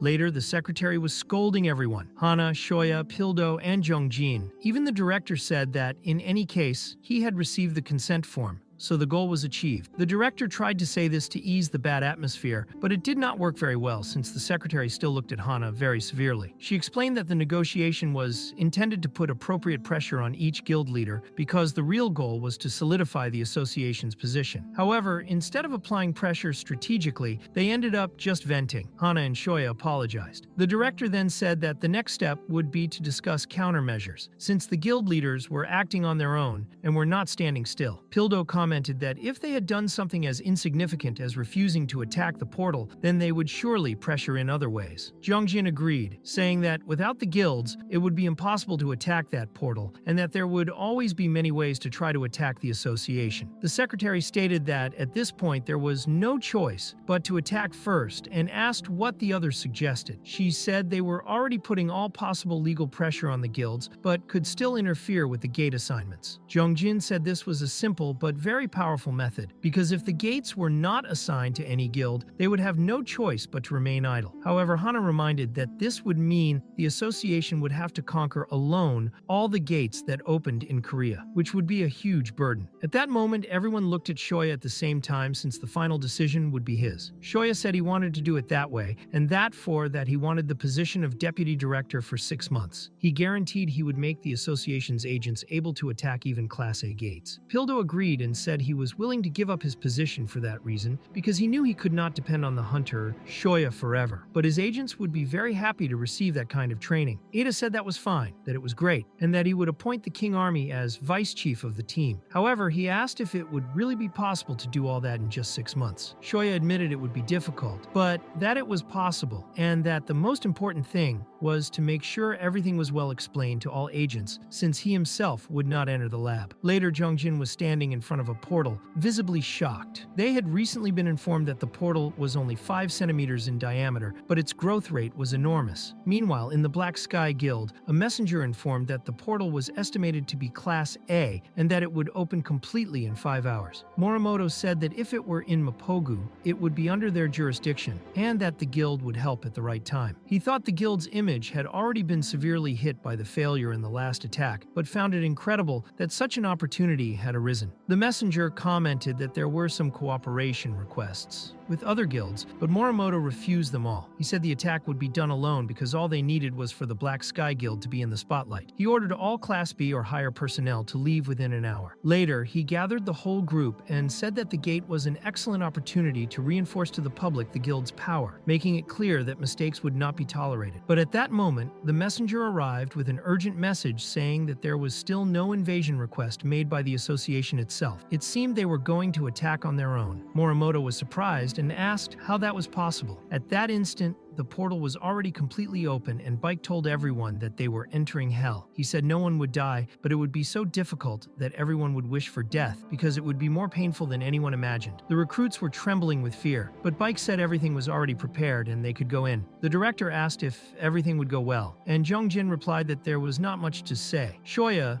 who had conquered a Class A portal alone, told the director not to worry so much. However, the director said he was not worried about Shoya, but about the recruits. Jongjin said that in that case, he really did not know. The first monster that appeared before them was a Class A bloodbat. The hunter who was attacked would have died if he had not been saved by B, who warned everyone to pay attention, because that was not how the front line should fight. Shoya told the archer to get it together too, because if she could not hit a creature as big as that, she might as well throw the bow away and pick up a rock or something. He turned to the healer, who was almost crying from so much pressure, and said that if a healer takes so long to heal allies, what are they intending to heal? A corpse. Shoya said that at that rate, it would not work. If they continued like that, they would spend the whole day fighting the first monster they found. He did not mind staying there for a week. 30 minutes later, they finally managed to defeat the bloodbat. They celebrated happily, but were very tired. However, when Shoya pulled the creature with his chains, he said everyone had failed the task. He stated that the creature was still clearly alive and explained that the points that must be hit are the eyes and the mouth. If they kept attacking that way, they would not manage to hit at least once a vital point. Then Shoya released the creature again to fight the recruits and ordered them to defeat it, aiming at its weaknesses. If they could not, they should try again. The group prepared for the second round against the bloodbat, which was now much angrier. Shoya commented that the creature was really mad for having been trapped and then released, and the recruits started to think he wanted to kill them all. Shoya said he would not go easy, that they would learn, and if not for good, then for bad. The creature seemed much more agitated than before, because it was angry. The knight in front asked how they were going to deal with that, and the archer replied that it was already hard to hit before. Imagine now. But Hana told everyone to pull themselves together, said she could take care of weakening the creature, and cast a big fire spell against it. The knight commented that it was impressive because Hana took down a monster with a single attack, but Shoya scolded her, telling her not to enter combat without his permission. Hana replied that everyone was going through a difficult time, and she couldn't just watch from afar. Then Shoya asked if she still had any strength left, if she planned to use all her energy to kill a creature and die of exhaustion before the fight was even over. He questioned how she would be after that and reminded her that this was exactly how they met, when she was completely wrecked and he had to save her. Shoya said he thought she already knew the basics, since she was a ranking hunter, but apparently he would have to teach her everything from scratch. Of course, Hana was not happy about that. Shoya asked if she had anything else to say, and she answered no. 8 hours passed with them inside. The team started wondering what the association was thinking since so much time had passed, and they still weren't asking for help. They thought they were going to die in there. Morimoto suspected they were planning some secret strategy, but found out they weren't. In fact, they were just acting out of pride, and now they were screwed. He knew Ida was desperate, but hadn't imagined it was this bad. Meanwhile, inside the portal, there was an army of lizardmen. The association's people weren't retreating until one of the frontline knights fell, opening a breach for an attack from behind. Shoya protected him with his shield, and the priestess appeared to heal him at the last moment. Shoya said she was late. When she feels the tank being pushed back even a little, she needs to give a buff immediately and asked if she was crazy. She apologized to her captain. Shoya said that when a frontline knight sacrifices his life, he's not only giving up his own life, but also those of his comrades, and that he needs to understand that responsibility. He asked if the knight was trying to chop wood with that sword, because he couldn't think of anything smaller than that little hand sword. Regarding the rest of the support team, Shoya pointed to the first mage, who was wearing a little hat, and asked if it took her a whole month to cast a freezing spell while the archers were shooting toothpicks. But Pildo intervened, asking Shoya to wait a bit. He said it might not seem like a good idea to Shoya, but everyone there was giving their best. Most were Class C hunters, and just being alive was a miracle. Shoya asked if that was really a miracle since he had already made it clear before entering that no one would die and that he wouldn't let anyone die. Then he started listing each time he saved their lives. 22 times for Jung Hyun, 21 for Park Chan-hyuk, 25 for Min Jong-ae, and 31 for Lee Seo-kwan. He recounted all the times he prevented them from dying. But when he got to Hana, he said only 9 times. She was the only one with a single-digit number. Despite everything, she was the least bad, and according to him, she even seemed a little worthy of being a rank. Hana was confused by the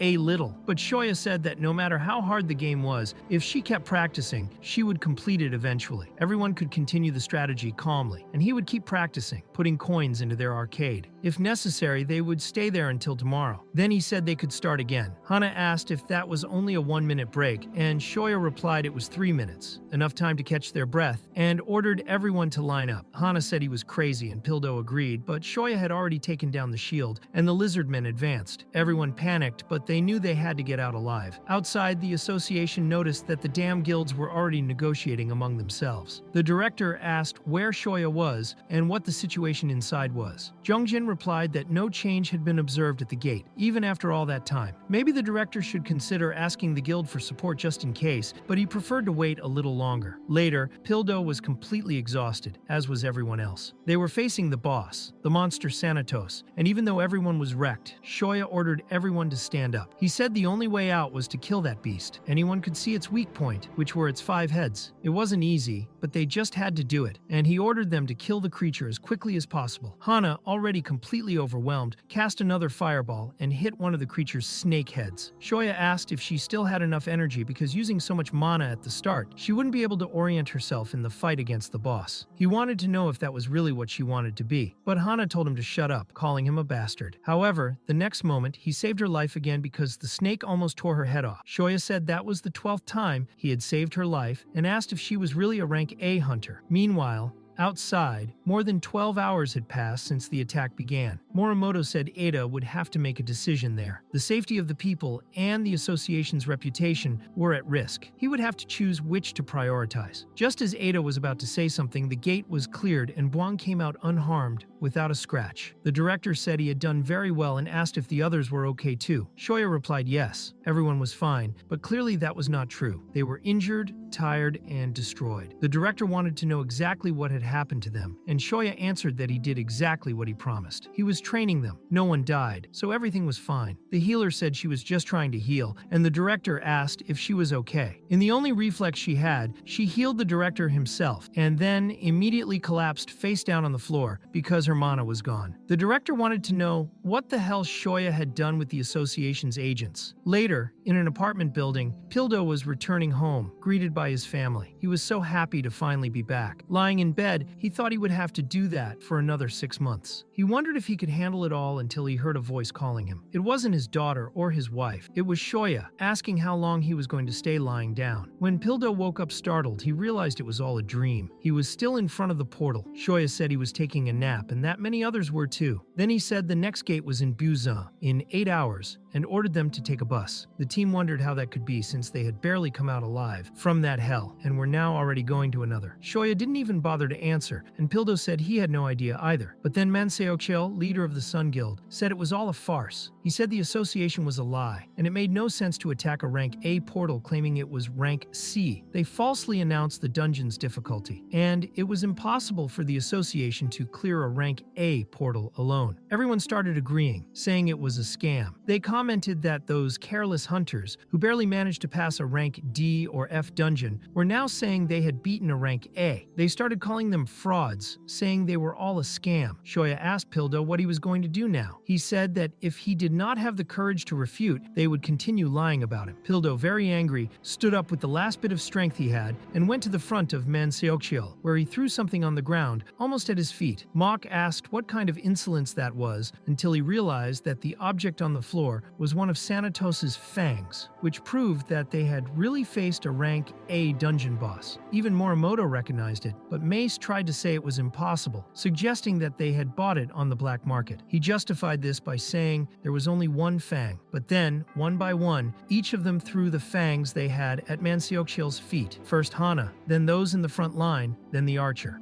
Everyone threw Sanatos's fangs as proof. The director then said that it really was what it seemed. When Pildo got on the bus, he noticed that the seats were not normal. There were serum bags connected so they could recover on the way to the next destination. Shoya promised he would not let them down. He said they could take their phones and rest well because even Buzan was a long way off. But as soon as they opened their eyes, they would have to go through another portal. He was very clear. Every second of sleep was beneficial, and the people inside the bus were literally receiving serum intravenously. One of them commented that no matter how much he thought about it, all of this was madness. But Shoya said that before they slept, he had good news. The next portal would not be Class A, but Class B, which meant it would be a little easier. Pildo felt relief knowing the next portal was Class B, and he was not the only one. Everyone on the bus felt the same. Before they were even afraid of rank C portals. Now they were relieved to face a Class B. That was the result of Shoya's training. Of course, it became news. After 6 months of training, they had cleared 36 Class B gates and 9 Class A gates. The people who participated could hardly believe what they were receiving as a reward. The director informed that each of them could take a treasure. They were very happy, some even moved. They would finally be rewarded. They received artifacts, weapons, armor. The director said that Shoya did not hate any of them, especially since he was the one who made everything happen. Shoya researched and selected properties all over the world to find the best option for each of them. He remembered every detail of the training and the specifics of each hunter. At that moment, everyone was moved by their trainer. But the disappointment came when Shoya said that equipment was nothing in the hands of those who did not know how to use it. He asked if they would be able to protect him in a moment of crisis. Protecting someone for just 1 minute could change everything. It could be the difference between coming out alive or dead. And it was not because they defeated Class A portals that they had become rank A hunters. Now, with all the equipment received, they would have to work. Each piece was blood, sweat, and tears from the people's taxes. Of course, the people got angry with him again. Meanwhile, at the Black Sky Guild, everyone was irritated discussing a Class C portal that was assigned to a different guild. This time, including them, the 6 guilds that had cooperated during the last incident did not receive any task. Morimoto was already furious and asked what that damned association was doing. He even put aside his pride and made a special request, and the subordinate commented that the members of the Black Sky Guild were becoming increasingly unstable. Also, Kang Hansu was discussing the possibility of transferring to another guild, which shocked Morimoto even more. It was explained that Kang Hansu was a key figure, as skilled as Hana was, and that he played a fundamental role in the Black Sky Guild. His absence would mean a great loss of power for the guild, and could even cause members to leave along with him. The subordinate said that if this situation continued, the guild would face many difficulties. Morimoto needed to make a decision when another messenger arrived to deliver something to him. It was a document from the Cooperation Association, delivered at the Eurasia Gate, an official document sent simultaneously to all guilds affiliated with the association. Morimoto commented that finally a blessing had come to them, because the association was discussing exactly that. It was said that an S-rank portal had opened in Russia. Ida explained that shortly before, the chief director of the Russian Hunters Association had personally come to say he needed Shoya Ono. The director asked what exactly he would do now, and Shoya Ono replied that if an S-class portal broke through, the problem would not be just for Russia. Ida said he would contact him and that this time he would have to take Hana along. Shoya Ono agreed that it would be good for her to gain experience, but questioned what he would do if an A-class portal happened in Korea. Wilsop said that was an emergency situation where there was no other choice but to assign the mission to the guild, wishing Shoya Ono a good trip. Later at Incheon Airport, Hana asked if there were more people in that group, and the association secretary confirmed there were, explaining that the people who applied as guild members were not members of the South Korean government because Russia needed as much help as possible from all over the world. The secretary also mentioned that 3 had already arrived and were Korean: Lee Myung-jin from the Sun Guild, Shin Myung-sik from the Black Sky Guild, and Jang Jong-oh from the Wind Guild. Myung-sik said he saw familiar faces and asked how Hana was, but she clearly did not like the guy. The secretary asked for the document to check everything properly. Meanwhile, Myung-sik wondered if that was the Shoya Ono, and remembered the conversation he had to be assigned to the mission. They told him that the operation to conquer the S-class portal would be a great opportunity for the Black Sky Guild, and that he needed to do his best. He asked if Myung-sik knew a guy named Shoya Ono. Myung-sik asked if he was the man from the Hunters Association, and the other confirmed, explaining that years ago there were rumors about an unidentified mercenary who wore a unique demon helmet and black armor. Lately, he had been revealing himself actively and becoming a stumbling block for many guilds, including the Black Sky Guild. Even though the Hero Guild leader had been unlucky defeated, it was worth trying with 3 Class A hunters, including him. ChatGPT Dise. They finished the discussions with the Sun and Wind Guilds, and while they were in Russia, they should take the opportunity to handle this. They had to face Bai Wei-Wane. His documents were verified, and they soon headed to the plane. Inside the plane, Myung-sik asked Hana what life was like serving the country, and of course, betraying the guild she had previously belonged to. Hana told him to just sleep quietly on that plane and shut up. Myung-sik asked if she would say that to her superior, and was even a bit cute when he asked her to teach him a thing or two. Hana said he should have already understood that she did not even deserve respect from him, and asked if he still enjoyed his little life with his female fans. Myung-sik asked if she wanted him to deal with her right there, but he was caught by Shoya Ono's chains as if it was nothing. Shoya Ono asked the secretary what they should do with him, if they could throw him off the plane. She asked if he would really open the door mid-flight, and Shoya Ono replied that he could not, confirming that he really could not. Myung-sik stood up to say there was a limit, that they could not simply humiliate the guilds like that, but the secretary explained that they were the ones mocking international rights, and that Myung-sik had not only insulted one of the Hunter Association's agents, but also used his powers in mid-flight. This was a serious crime, almost terrorism, and now he should just sit down and stay quiet until they reached Russia, with no chance for a second attempt. The two fell silent after that. Later, in Moscow, Russia, Zhang Zhong'o asked what had happened earlier, saying he barely managed to use his strength on that plane. Myung-sik replied that the moment he was caught by the chains, his strength left him, and he also felt an unidentified magical force. If they fought properly, it could be difficult even for the three of them together. Then Doyefa, the director of the Russian Association, appeared to talk to them, saying he had been waiting for Shoya Ono. Shoya Ono said he heard he had been in Korea but had not managed to talk to him, apologizing for that. Doyefa told him not to worry, and thanked him very much for the visit. The group wondered why he spoke so informally with the head of the Russian Association, and were shocked that a man of that caliber had come out just to talk personally with Shoya Ono. Then a blonde guy appeared,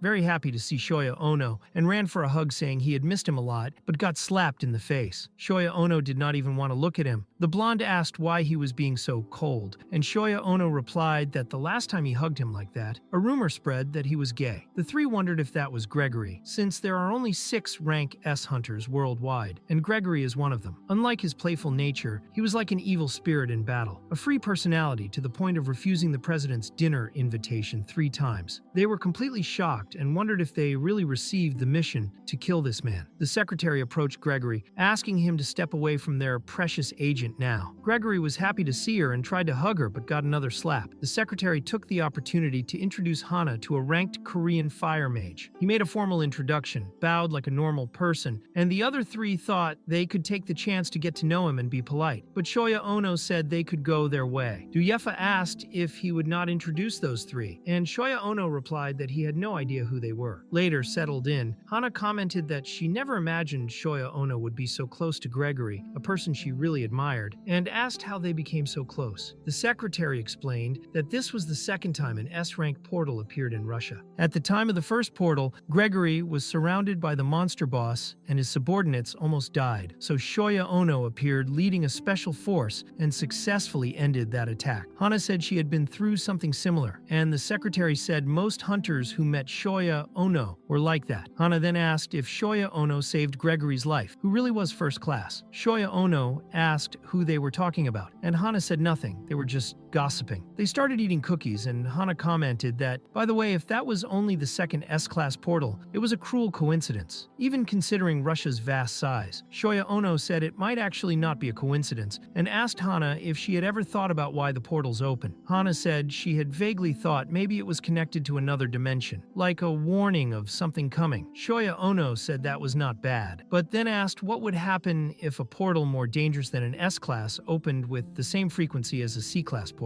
Hana asked if that could really happen. Shoya Ono explained that yes, it really happens. The portal is artificial technology created by beings from another dimension. Research on the portals continues, but more and more are opening on Earth. It is only a matter of time before a portal stronger than an S-class opens. Hana asked how he knew this, and Shoya Ono questioned if she remembered the incident 10 years ago when 300 children from an orphanage were kidnapped beyond the portal. He is one of the survivors who returned from the other side, but that information is confidential. special. Shoya Ono explained that the world beyond was full of monsters, and that not even an S-class portal could defeat them. Eventually, when portal technology reaches a certain level, beings incomparably stronger than the current monsters will come through the portals and invade Earth. Hana commented that the S-class portal Shoya Ono mentioned could be more powerful than the last S-class portal that opened. Shoya Ono replied that S-class portals test the limits of portal technology, and even if the monsters are as strong as before, the internal structure could be something completely new to them. The meeting began in the conference room where they gathered to discuss strategies to invade the S-class portal. About 40 people representing candidates from each country came together. Hana noticed that she had seen several of those people on TV, and Shoya Ono asked what was so special about appearing frequently on TV. Hana replied that the point was that those people were on her TV, but she was not on theirs. At that moment, a group arrived a bit late. It was Jiang Cheonpan, director of the Chinese Hunters Association. He said he thought he would be more delayed, mentioned it had been a while since he had met many people there, and expressed pleasure in meeting the others. Meanwhile, Hana was impressed by the hunters beside him: Wang Jinchon, an S-class hunter, and Ak Solin, also S-class. Hana said she was worried, but believed they could get through the S-class portal without problems. The first to speak was Gregory, who thanked everyone who had come and expressed his deepest gratitude for rushing to help Russia. But before starting the important meeting, he asked Shoya Ono to introduce himself. Shoya Ono asked why Gregory was doing that to him. Gregory replied that if he did not introduce himself, the meeting could not proceed, so Shoya Ono stood up and went to the stage. Gregory introduced him as the eternal friend and savior of Russia, known as the Super Tank. Shoya Ono was extremely embarrassed by the introduction, and everyone was shocked, wondering if that was really the Super Tank who wore black armor and a demon helmet. Gregory said that seeing everyone's reaction made him realize how incredible that man was. Gregory said that Hunter Shoya Ono would be the leader of the operation. Shoya Ono asked if he wanted him to be the mission commander. Gregory confirmed, but Jiang Cheonpan protested, saying they were handing over command to someone without consulting anyone, and that was disrespectful to the allies risking their lives. Gregory replied that Shoya Ono had led the first operation for the first S-class portal that opened in Russia, and that was qualification enough. Jiang Cheonpan said that if they had been there the first time, they would not even need that Korean. Gregory asked if he was serious, reminding him that Jiang Cheonpan was almost failed for unilaterally ordering a retreat shortly before the operation launch, citing the failure of the railway negotiations between Russia and China. Jiang Cheonpan replied that he was criticizing the past, and that if he was not so confident, he should hand over command to China, which has 2 S-rank hunters, and asked who would follow that Korean's orders. Shoya Ono began to heat up the situation, and Gregory bet that Shoya Ono was much more solid and reliable than those two combined. This made Wang Jinchun stand up with his blade, saying that was an offensive statement to him, and that he should prove his strength. But Ak Solin stopped him from acting. She said she had already heard rumors about the super tank, and that Gregory really recognized him, so it was safe to assume that was true. Ak Solin explained that they, from China, recognized Shoya Ono as commander, but Jiang Cheonpan did not agree much with that. Suddenly, Jiang Cheonpan began to feel very cold because Ak Solin's power almost knocked him down, and she asked how many times he had agreed on that with her, if she looked like a subordinate, and demanded he answer. Jiang Cheonpan just apologized. The others wondered how it was possible for her to treat the director of their own association like that. Hana wondered if she was so strong that she did not even need to listen to the government's opinion. Ak Solin said the confusion was over, and now they could proceed. Shoya Ono refused the offer to be the commander because he hated giving speeches and showing off in front of 1,000 people, something that suited Gregory better. He said he had to grab the president by the collar to get permission for this, but even so he was refusing. Shoya Ono said he could plan the operation and Gregory could handle all the movements. Gregory said he wouldn't be able to convince him, but that was fine. That could be the deal. Shoya Ono would be the strategist. Shoya Ono asked that, this time at least, he would not go alone to the front line. Later, when the conference ended, Shoya Ono said Hana could go ahead and he would stay to check the list. Hana waved goodbye to the strategist. When he was alone, Ak Solin approached him as she was still there. She handed him a card and said she wanted to say hi. Ak Solin commented that she never thought the rumored super tank was Korean and that she had heard the Korean Association was particularly bad. Shoya Ono replied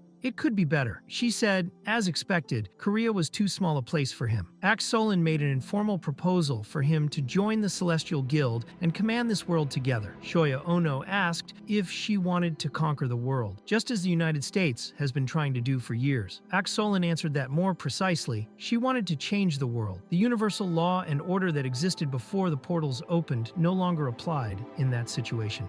Solon asked if Shoya Ono didn't think society should now be rebuilt around awakened people like him. She said she would one day create such a world. Shoya Ono said he was not interested in the offer. Shoya Ono commented that the Demon Kingdom also justified the invasion of Earth in that way, and when Solon searched Google for what the Demon Kingdom was, she found out it was a group of fictional villains from the Vidian series. She said that group even looked quite cute. Finally, the day of the invasion arrived. 105 hunters from several countries, including Russia, gathered to conquer the Class S portal. They all lined up facing the portal while Gregory, a Russian hunter who took the role of chief commander, made the invasion declaration. At that moment, it was being reported in the news, and journalists said he always gave a war cry before entering the portal. Gregory thanked everyone who came running to help Russia and stated that as chief commander, he would do his best to ensure they could attack the portal safely without surprises. He gave his war cry for Russia, and everyone got very excited. Then Shoya Ono appeared next to Gregory like a haunting spirit and asked him to keep his promise. Gregory asked if he really wanted him to do that, and Shoya Ono replied that if he didn't, he would go home. Gregory gave his new war cry for universal peace. Shoya Ono asked him to repeat it, and Gregory shouted again for universal peace, feeling very embarrassed. The journalist said that this time the slogan was different, a bit childish. But another journalist said it seemed like an attempt to ease the tense atmosphere because they were about to attack an S-rank portal. Gregory began ordering the attack on the portal. Meanwhile, at the Russian Association, they were observing everything, but suddenly something happened that shocked everyone. The magical power level began to fluctuate a lot. Duyefa ordered everyone near the portal to keep a safe distance and prepare for possible changes. He thought it was the first time a magical power alteration had occurred at a Class S portal, and he had a bad feeling about it. They said the numerical stability was oscillating. Power values increased about 5%, but soon stabilized again. It was just a temporary phenomenon, and the messenger was instructed to pass this information on. The correspondent was already in front of the portal, and even without getting close enough to enter, was taken to the other world. He found himself inside the portal. Meanwhile, inside the portal, from another perspective, Gregory and Shoya Ono were in a cave. Gregory asked if they really had disappeared and what they should do. Shoya Ono said everyone would surely panic, but he had a guess that maybe when the portal closed, everyone would come out at the same time. He said there must be an exit because even if it was hidden, it was impossible to completely eliminate that existence. Gregory said since the mission hadn't changed, they should hope Shoya Ono's guess was correct. He said the exit would appear if they successfully attacked the portal and asked everyone not to panic, just to advance according to the strategy. Until then, it looked like a normal cave, but suddenly, they came across a gigantic temple. They were impressed by all that architecture, but soon realized the road split into 3 paths, and they did not know which one to follow. It was the first time they had seen something like that, so Shoya decided they would do reconnaissance first, and he himself would go ahead. Gregory commented that, just like last time, he would be the savior. Then they split into teams to explore the 3 paths. After a while, they began the reconnaissance. One of the teams said it was an honor to be ahead of them. The 3 Korean hunters who were with the other 2, named Lee Myung-jin, Shin Myung-sik, and Jang Jong-oh, said they should be exceptional hunters, just like B. They accepted the compliments but knew it was not quite true. Later, Shoya led his own team, composed of Hana, the Lancer Okant, the Wind Mage Il,